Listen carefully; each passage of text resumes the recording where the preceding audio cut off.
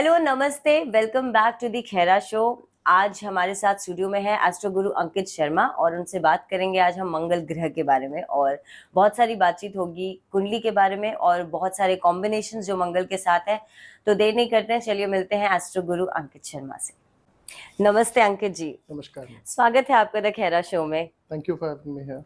एक बार फिर से द खैरा शो में आए हैं सर। आपकी बहुत डिमांड बढ़ चुकी है क्योंकि जो रील्स हैं और जो पॉडकास्ट के जो आपने जो चीजें बताई हैं, छोटी और बड़ी सब मिला के, जो ग्रहों की, युतियों की, वो लोगों ने बहुत ज्यादा पसंद किया है कहीं ना कहीं।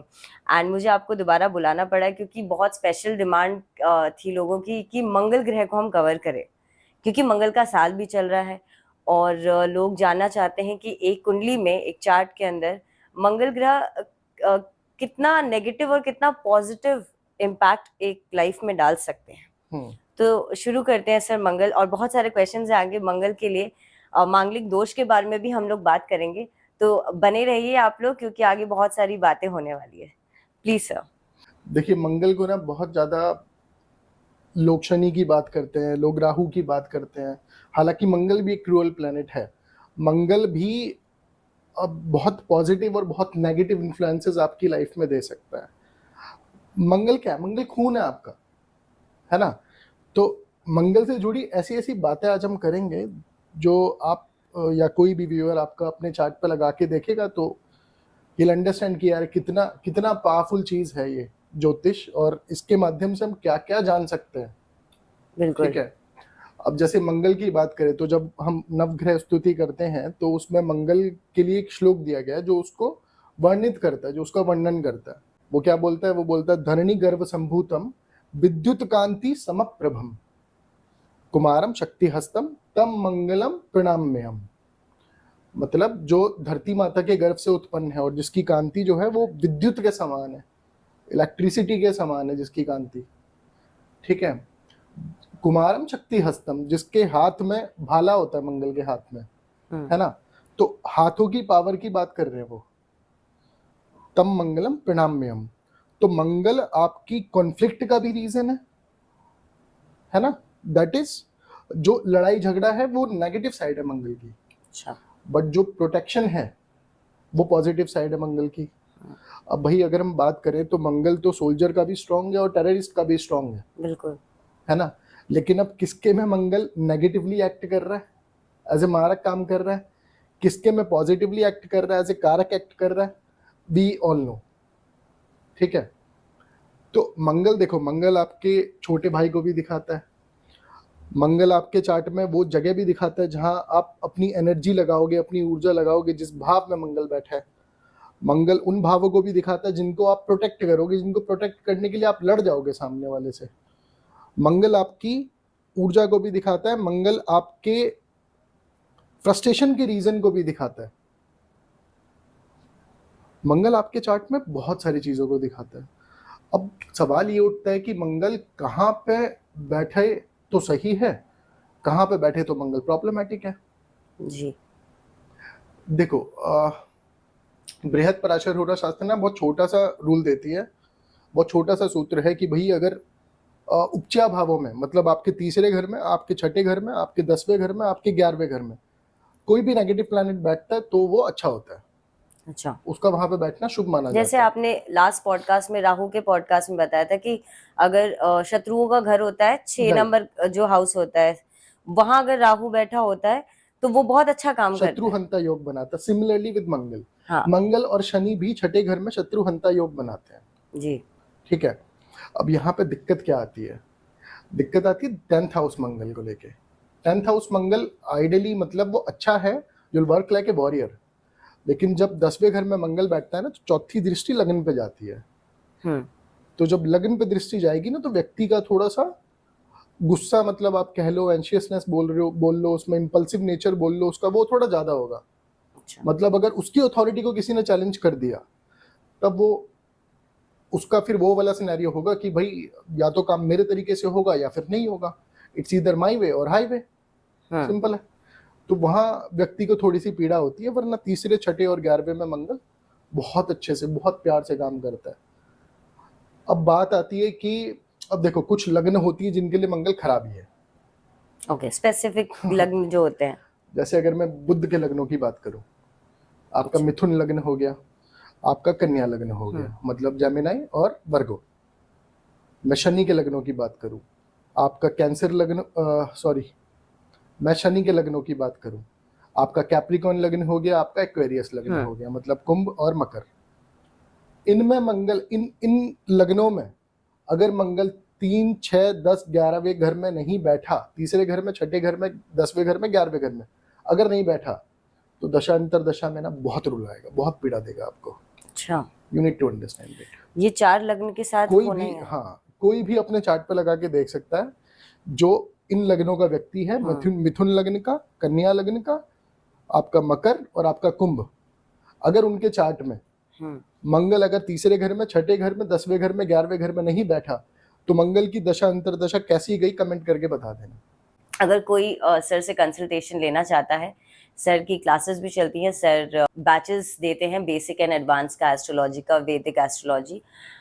तो सर की इंस्टाग्राम आईडी भी मैं मेंशन कर दूंगी डिस्क्रिप्शन में, जाइए सर से बात करिए। अगर आपकी कोई समस्या है तो उसके बारे में भी आप सर से कंसल्ट कर सकते हैं, और अगर आप एस्ट्रोलॉजी सीखना चाहते हैं तो भी सर से कंसल्ट कर सकते हैं। नंबर दिया हुआ है डिस्क्रिप्शन में, प्लीज इनसे कनेक्ट करिए।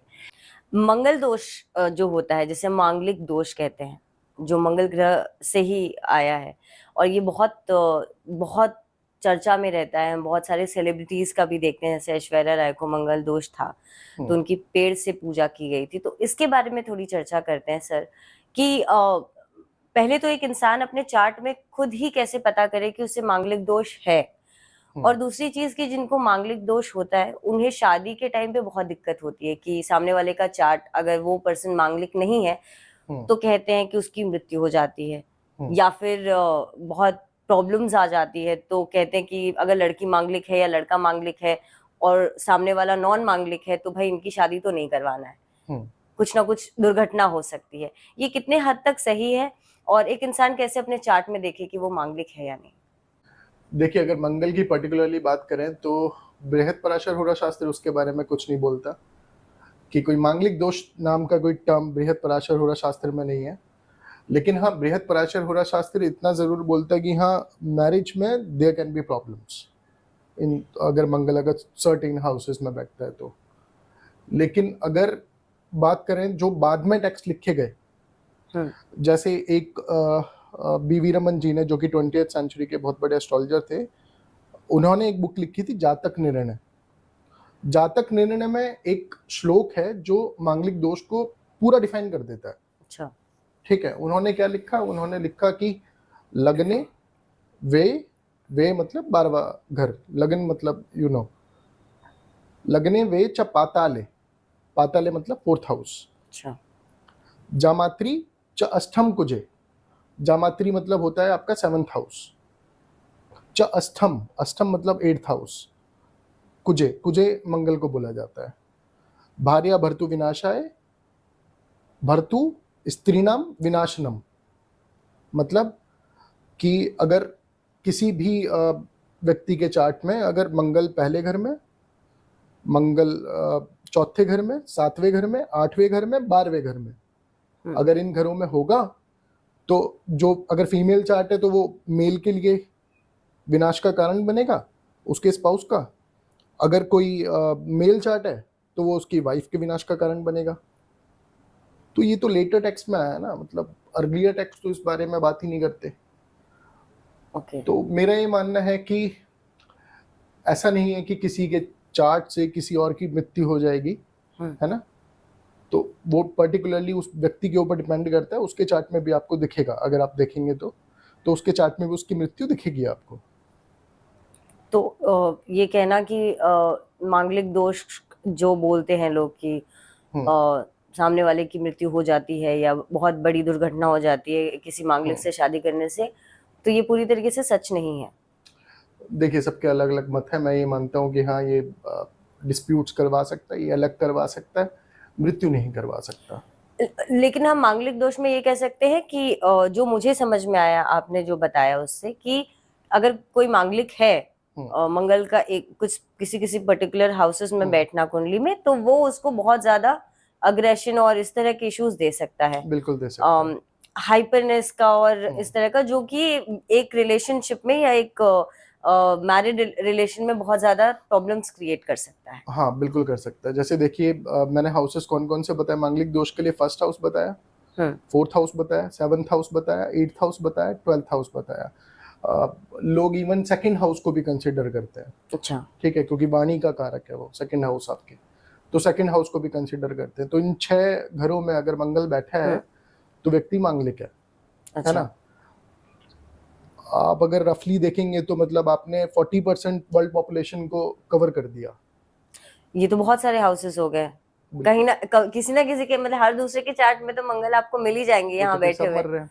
क्योंकि आई थिंक 2-3 घर ही बच गए, बाकी तो सारे कवर हो गए। हाँ तो फिर उस हिसाब से सब सारे पार्टनर्स को मर जाना चाहिए था। और एक मांगलिक की मांगलिक से ही शादी, अगर हम इस कॉन्सेप्ट को ले, आप जो कह रहे हैं कि उनमें एग्रेशन इशू बहुत आ हाँ जाता है, तो मांगलिक की मांगलिक से ही शादी कराने वाली बात पे तो दो युद्ध वाले स्थिति जब दोनों तरफ से बन जाएगी तो वो तो और भी ज्यादा माइनस माइनस प्लस हो जाते हैं उनको लगता है। किसी एक को शांत तो होना देखिए पड़ेगा। वो अर्लियर कंसेप्ट्स हैं, we don't go into depth वहाँ। लेकिन हाँ इतना जरूर है कि मेरा मानना है कि मंगल को ट्रीट करा जा सकता है। आप अपने कर्मों से ही मंगल को ट्रीट कर सकते हो। अच्छा, कैसे? अगर कोई रेमेडी आप बताना चाहते हैं इसकी। अब देखो वो डिपेंड करता है कि मंगल किस ग्रह के साथ जुड़ा, उसके ऊपर डिपेंड करता है।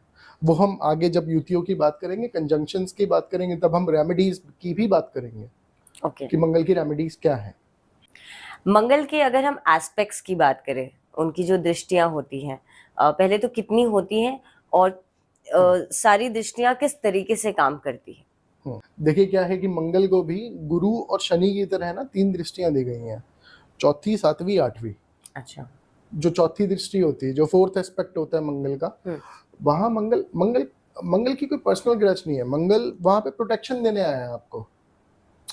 सिंपली मैं क्या बोलना चाह रहा हूँ, अगर मान लीजिए आपके 11वें घर में मंगल बैठा है, 11वें घर से चौथी दृष्टि कहाँ गई? आपके सेकंड हाउस पे।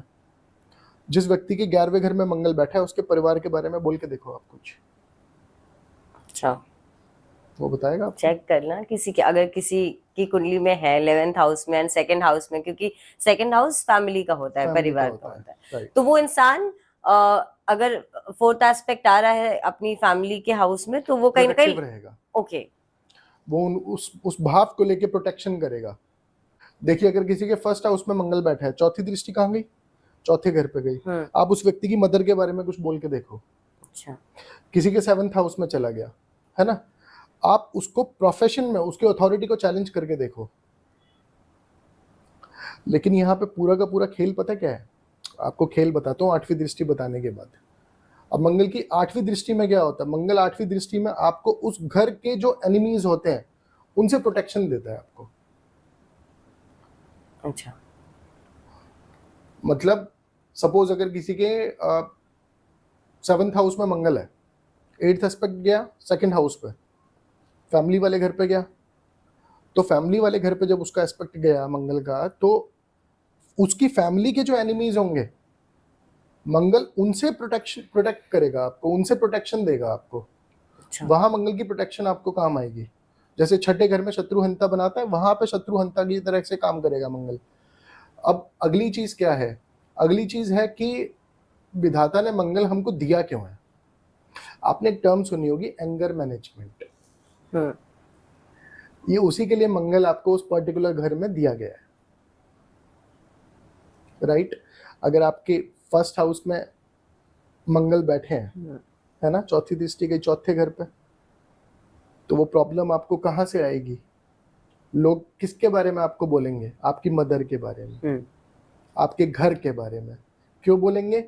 आपको फ्रस्ट्रेट करने के लिए। वहां पे आपको जज करा जाएगा। जज इन द सेंस कि मंगल आपको देखेंगे कि भाई कितने अच्छे से आप एंगर को मैनेज कर पा रहे हो अपने। आपके 7th हाउस में मंगल है, आपकी अथॉरिटी को चैलेंज करा जाएगा, क्योंकि आपका 4th एस्पेक्ट गया आपके 10th हाउस पे।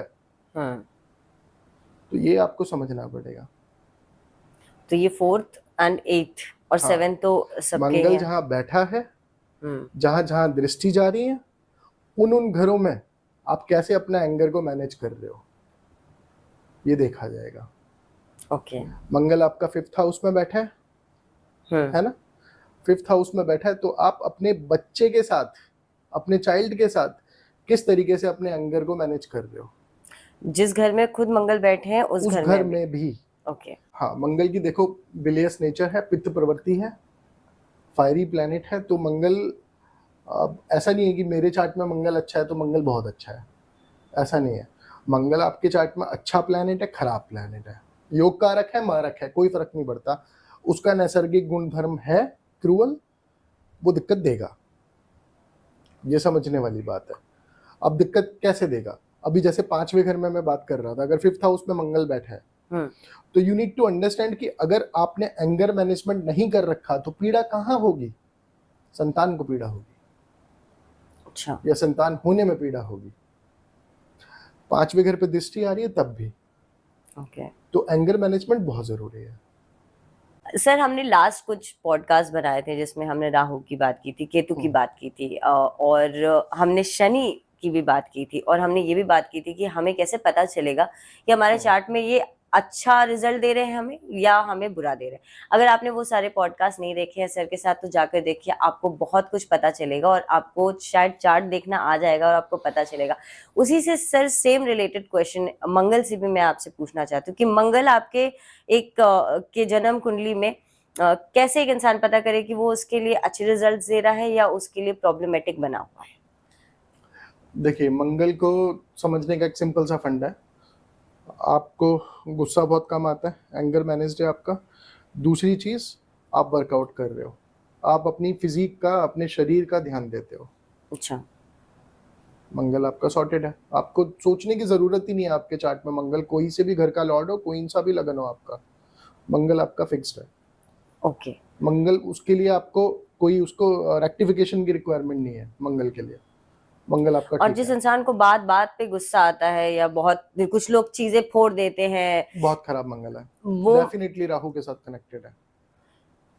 ओके।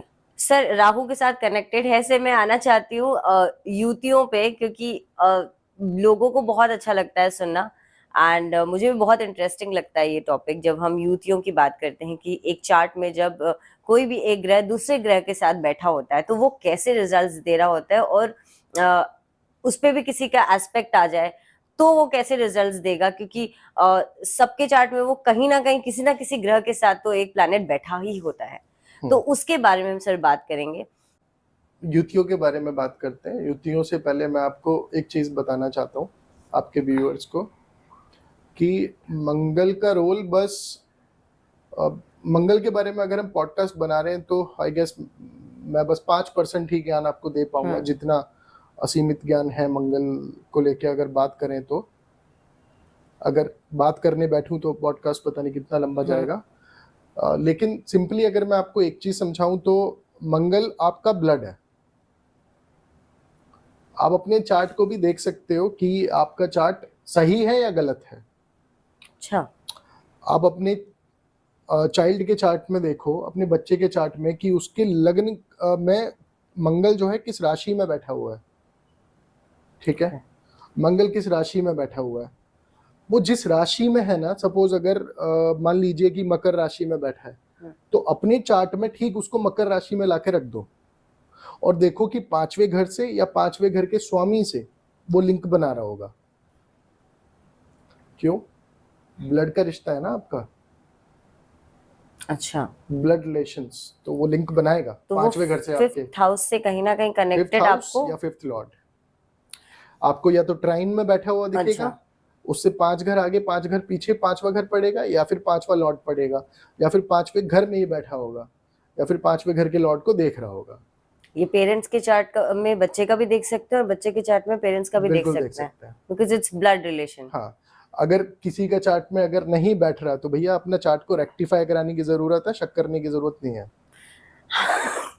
ये तो वो घर पे लड़ाइयों वाली बात हो जाएगी कि इसीलिए मैंने पहले क्लियर कि हो सकता है बहुत लोगों का अपनी एग्जैक्ट टाइमिंग नहीं पता होती, जिसकी वजह से आज तक वो जो कुंडली बनाए हुए हैं वो गलत हो सकती है। तो आप इस तरीके से आप चेक कर सकते हैं। बिल्कुल कर सकते हैं। ये तो बड़ी नई चीज बताई आपने। हाँ, वेरी नाइस। तो ये बहुत नया था, मैं तो इसको एक्सपेक्ट नहीं करी थी कि आप इस तरीके से ये वाली चीज बताओगे। ये हर कोई चेक कर सकता है जो बिल्कुल भी हर कोई देख चेक रहे कर हैं। सकता है। बिल्कुल।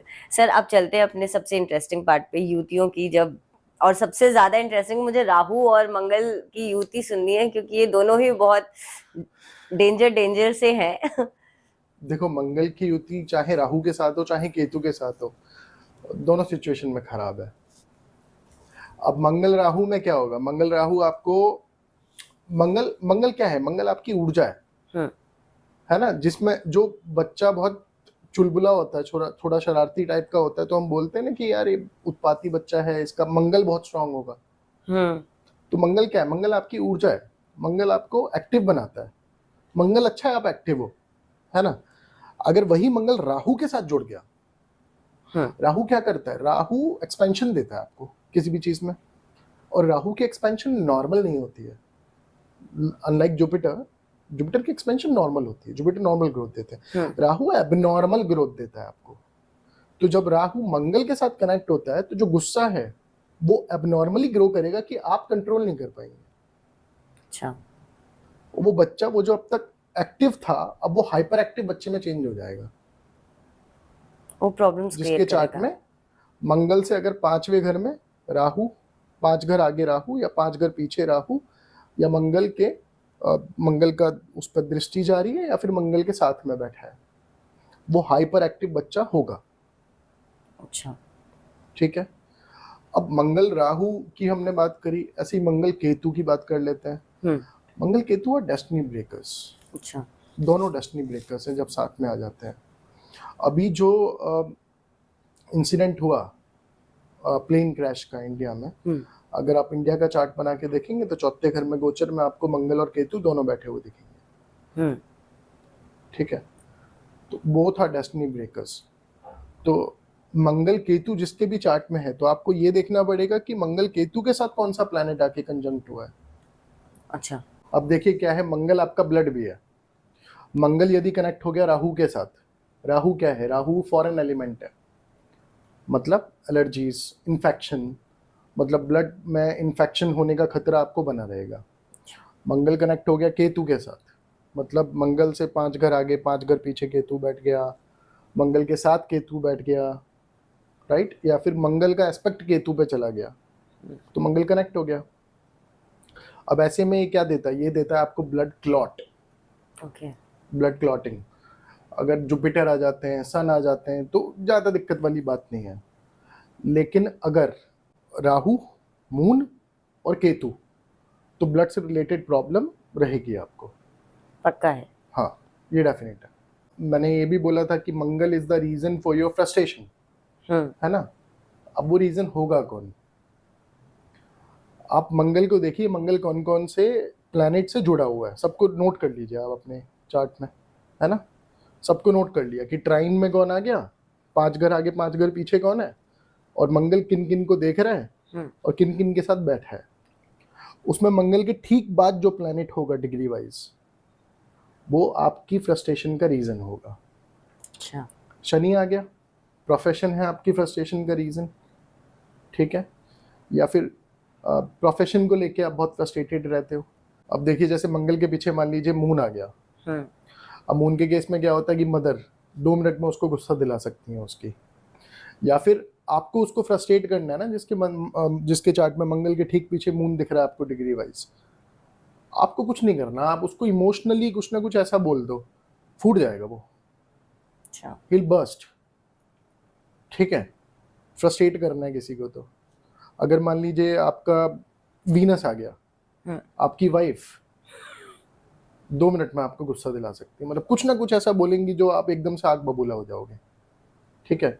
और ये मंगल और वीनस का जो कॉम्बिनेशन है ना, बहुत आप ये कह लो ये पिछले जन्मों में भी हस्बैंड वाइफ थे। अच्छा। और इसने, हस्बैंड ने इस वाइफ को तब बहुत प्रताड़ित करा था।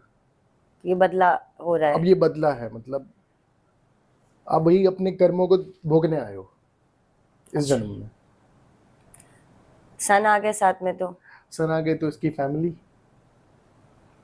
फैमिली कुछ ना कुछ इसको बोलेगी, ये आग बबूला हो जाएगा। या फिर आप उसके कॉन्फिडेंस को लेके कुछ बोल दो, वो आग बबूला हो जाएगा। राइट।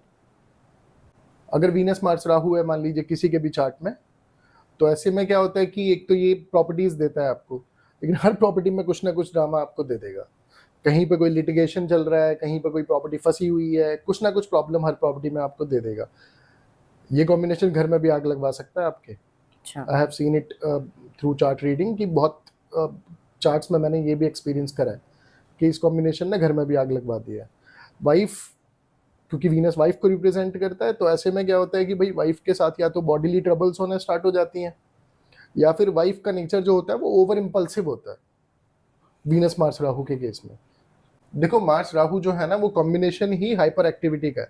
वो जिस प्लैनेट के साथ में जुड़ेगा उस प्लैनेट से आपकी हाइपर एक्टिविटी जुड़ जाएगी।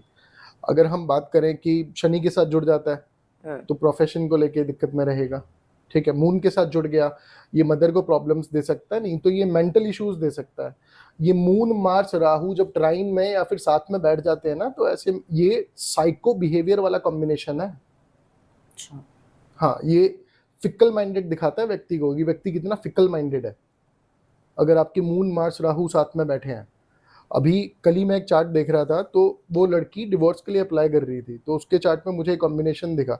अब मार्स जो है वो वैदिक एस्ट्रोलॉजी में आपके हस्बैंड को भी रिप्रेजेंट करते हैं। ठीक है, तो ऐसे में जो उसका हस्बैंड था ना, वो इतना ज़्यादा शक्की था कि हर जगह कैमरे लगवा दिए, हर जगह उसको ट्रैक कर रहा है। ठीक है, आप समझ रहे हो कि कितना फिकल माइंडेड बन गया वो व्यक्ति शादी के बाद, क्योंकि उसके चार्ट में मून मार्स राहु का कॉम्बिनेशन था। ऐसी हम बात करें मरकरी मार्स राहु की। मरकरी क्या है? मरकरी आपका लव्ड वन है, आपका बॉयफ्रेंड या गर्लफ्रेंड, जो लोग एडोलसेंट में हैं। अब उनके साथ क्या होता है कि भाई बॉयफ्रेंड और गर्लफ्रेंड जो है आपकी, वो आपके एंजाइटी का रीजन बन जाएंगे, उनको लेके परेशान रहेगा। अगर आप पूछे सुसाइडल कॉम्बिनेशन, तो that is moon Mars Rahu, क्योंकि आपके मन को पीड़ित करता है और इतना ज्यादा पीड़ित करता है कि आप वो थॉट मतलब उसके लिए मजबूर हो जाते हो कि सुसाइड के अलावा आपको लगता है कि यार लाइफ में कोई और ऑप्शन है ही नहीं मेरी। That is moon Mars Rahu, very dangerous combination. अब केतु की अगर बात करें, तो Ketu is a pure destiny breaker. Ketu जिस प्लैनेट के साथ जुड़ेगा वहां आपकी डेस्टिनी को खराब करेगा। सूर्य के साथ जुड़ गया, पिता से दूरी करवा देगा। अच्छा, ठीक है, सूर्य केतु और मंगल जिस तीसरे प्लैनेट के साथ जुड़ेंगे, उस प्लैनेट में आपको दिक्कतें आनी स्टार्ट हो जाएंगी। उस प्लैनेट या फिर उस घर से रिलेटेड आपको प्रॉब्लम आनी स्टार्ट हो जाएगी। अच्छा, ये इतना डेंजरस कॉम्बिनेशन होता है केतु अगर मार्स के साथ है, हाँ, केतु अगर मंगल और के कोई साथ भी है, थर्ड प्लैनेट कोई भी आके जुड़ गया, मान लीजिए अगर किसी का मरकरी आके जुड़ गया। मरकरी क्या है? मरकरी आपकी वाणी है, आपकी स्पीच है। अगर किसी की सिर्फ दृष्टि आ रही हो मंगल एंड केतु में, मान लिए मंगल केतु साथ में बैठे हैं, मान लीजिए, ठीक है, अब मंगल केतु साथ में बैठे हैं और ठीक सामने मरकरी बैठा है, कनेक्ट हो गया, सातवां घर कनेक्ट हो गया। या फिर फोर्थ एस्पेक्ट से मंगल के साथ केतु बैठा है, फोर्थ एस्पेक्ट से वो उसको देख रहा है। अच्छा, या फिर मंगल से फोर्थ एस्पेक्ट पे मरकरी बैठा है और ट्राइन में आ गया केतु, कनेक्ट हो गया, तीनों कनेक्ट हो गए ट्राइन में। तो ऐसे में जब वो कनेक्ट होते हैं ना, वो आपको स्पीच डिसऑर्डर दे देता है, क्योंकि स्पीच का कारक कौन है? वाणी का कारक कौन है? मरकरी है। और आपका जो मैंने बोला कि ये डेस्टिनी ब्रेकर कॉम्बिनेशन है, मार्स केतु, मरकरी के साथ जुड़ा, स्पीच डिसऑर्डर दे दी या फिर नर्वस डिसऑर्डर दे दिया आपको, नर्वस सिस्टम से रिलेटेड। जैसे अभी 1 महीने पहले मैं एक चार्ट देख रहा था, उस व्यक्ति को पार्किंसन दे दिया था जैसे ये दशा में एक्टिव हुआ।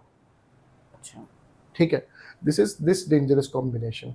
अगर जुपिटर के साथ जुड़ गया, जुपिटर क्या है? जुपिटर आपकी सर्जरीज करवा सकता है। तो जब ये जुपिटर के साथ जुड़ा, ये सर्जिकल इंटरवेंशंस देगा आपको लाइफ में। ठीक है, बार बार सर्जरी हो रही है किसी की, मार्स कहीं ना कहीं सर्जरी कराता है, बिल्कुल कराएगा। अगर ये जुड़ गया, मान लीजिए जुपिटर के साथ, जैसे ये एक और चीज देता है, ये आपको लिवर में भी, लिवर रिलेटेड प्रॉब्लम्स भी देता है, बिकॉज जुपिटर आपका लिवर है। एंड दूसरी चीज क्या है कि किसी का ऑर्गन एनलार्जमेंट होता है, और ये कैंसर कॉजिंग भी हो सकता है। ओके, तो दिस डेंजरस। सो ये प्रोबेबली तब होता है जब या तो किसी भी इनमें से जो भी प्लैनेट्स आपने बात की, या तो वो दशा में चल रहे हैं या तो वो अंतर दशा में आए हैं, तो ही वो एक्टिव होते हैं और तो अपना रिजल्ट्स देते हाँ, हैं। देखिए बेसिकली आपकी जो प्लैनेट्स कंजंक्ट हुए है ना, उन्होंने आपको बता दिया कि ये प्रॉब्लम आएगी। कब आएगी? जब दशा आएगी। ओके। तो you need to understand this thing. Chart कोई अच्छा बुरा नहीं होता, दशा अच्छा बुरा बनाती है चार्ट को। कोई प्लैनेट अच्छी पोजीशन में बैठा है तो वो दशा अच्छी देगी उसकी आपको दशा नहीं आई रिजल्ट। मान लीजिए। हाँ। और एक प्लैनेट है जो मुझे राजा बनाना चाहता है, दशा ही नहीं आ रही, राजा बन जाऊंगा? नहीं बन पाऊंगा। तो you need to understand this thing कि दशा अच्छा बुरा होता है, प्लैनेट कभी अच्छा बुरा नहीं होता, दशा अच्छी बुरी होती है। ओके। और अगर रेमेडी की बात करें मंगल की, कोई अच्छी रेमेडी आप बता सकते हैं? हाँ बिल्कुल बता सकते हैं। अब जैसे मंगल अगर राहु के ट्राइन में, ज्यादा प्रॉब्लम आपको कब आएगी? जब वो राहु और केतु के साथ जुड़ेगा। अगर राहु के साथ कंजंक्टेड है तो आपको एक चीज समझनी पड़ेगी कि राहु के केस में बस आप जिमिंग, रनिंग, इन्हीं से अपने मंगल को ठीक कर सकते हो। अब बात उठती है कि मान लीजिए कि बहुत कोई बड़ा व्यक्ति है जो जिमिंग रनिंग नहीं कर सकता, तो उसके लिए छोटा सा मंत्र है, ओम नमो नारायण है। ओके। अब ये मंत्र किसका बोला मैंने? मरकरी का। अच्छा। क्यों? क्योंकि मंगल का दुश्मन है मरकरी। तो आप शत्रु को बल देंगे, मंगल शांत हो जाएंगे। जब बात बिगड़ती है ना, तो जब बात बिगड़ती है तो बातचीत से संभाला जाता है। बातचीत इज व्हाट? मरकरी। तो इसलिए मरकरी का मैंने आपको बोला कि उसको आपको करना चाहिए, उसकी जब आपको करना चाहिए। अब रही बात छोटे बच्चे की, वो तो हैवी वेट लिफ्टिंग नहीं कर सकता। हम देशकाल पात्र के हिसाब से रेमेडी देते हैं ना। तो छोटा बच्चा अगर है तो वो क्या करेगा? उसको आप किसी ऐसे गेम में लगवा दीजिए, जैसे ताइक्वांडो है, कराटे क्लासेस हैं। हाँ, ऐसे स्पोर्ट्स में जहाँ पे उसका एग्रेशन निकले। अगर कोई बच्चा हाइपर एक्टिव है, आपको उसका चार्ट देखने की जरूरत नहीं है, उसको करवा दो, अब वो शांत हो जाएगा, कहीं घर में निकल शांत रहा है रहेगा। वो। हाँ। बिल्कुल निकलना चाहिए, एनर्जी है ना मंगल आपकी, कहीं तो निकालोगे। और हस्बैंड वाइफ के बीच में बहुत ज्यादा क्लेश हो रहे हैं, या बहुत छोटी छोटी चीज में अग्रेशन और वो सारी चीजें हो रही हैं, तो उसके लिए भी रेमेडी बता दीजिए कोई। तो उसके लिए भी सेम रेमेडी है डेफिनेटली। अगर मंगल ही प्रॉब्लम कॉज कर रहा होगा, अब मंगल राहु के साथ कनेक्टेड है या केतु के साथ कनेक्टेड है। अब जैसे राहु के साथ मैंने आपको बता दिया, ऐसा नहीं है कि सबकी रेमेडी यही है जिमिंग और रनिंग करना। सपोज अगर वो केतु के साथ कनेक्ट हो गया तो आपको नेचर के साथ जुड़ के व्यायाम करना पड़ेगा, तब जिमिंग, रनिंग और हैवी वेट लिफ्टिंग कुछ नहीं होगा। ये अगर किसी का मंगल केतु के साथ कनेक्टेड है ना, और वो चला गया हैवी वेट लिफ्टिंग करने, नस दब जाएगी कहीं ना कहीं की, वो प्रॉब्लम दे देगा। हाँ वो प्रॉब्लम देगा। वहां आपको हैवी वेट लिफ्टिंग नहीं करनी है, वहां आपको क्या करना है? वहां आपको योगा करना है, योग करो। वहां आपको क्या करना है? वहां आप घास पे चलो, नंगे पैर भागो, स्पिरिचुअली वो निकालो, और कहीं ना कहीं योगा के थ्रू नेचर के साथ कनेक्ट होना है आपको। राइट। आप पार्क में जाके एक्सरसाइज करो, आप ठीक हो जाओगे, कोई दिक्कत नहीं है। जिम में जाके वेट लिफ्टिंग नहीं करनी है। वो सिर्फ राहु के केस में। वो राहु के केस में। तो ये आपको समझना पड़ेगा मंगल कनेक्टेड किसके साथ है।